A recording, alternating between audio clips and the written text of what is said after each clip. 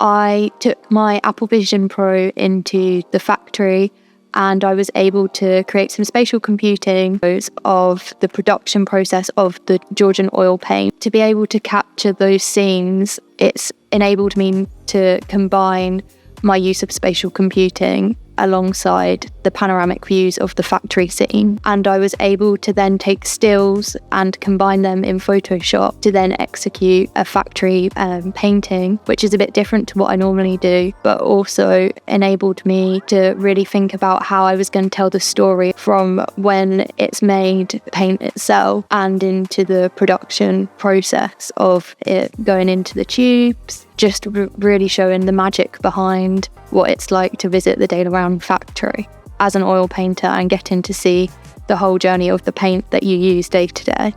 My name is Emily Gillbanks and I am an artist from East Anglia. I work with spatial computing and mimetic ontologies alongside my new figurative painting. I've been at the Daler-Rowney paint factory making a painting about one of the panoramic views I created using my Apple Vision Pro from the factory. With all of the new technology that is around now, when approaching digital art, I always think back to my reading of Linda Nochlin, and she wrote a book in the 1970s which was on realism, and she asserted the oldest of mediums make the newest of mediums stronger. And this is something that I always remember, because I always think that even when we have new ways of seeing, whether that be through screens as vernacular accounts of vision, we're still revisiting the oldest of mediums, but in new ways. I think by using spatial computing, it's not any different to actually creating a painting. It's just a new way of being able to navigate space and thinking about how we can do that today.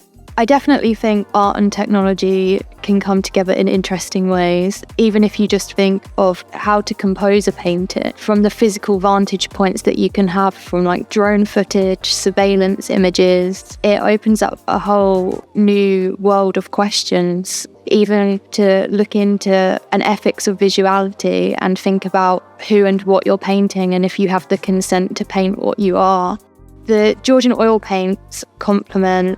my practice because they use a high level of pigmentation, and where I'm often painting quite a lot of oversaturated colours and degenerated light, it allows me to create the bold and the flat areas of colour that I require to execute my palette and my painting. So from using the Georgian oil range, I have been using the sable brushes, and I found that they really hold their shape even after multiple uses, which is what I look for in a good quality paintbrush.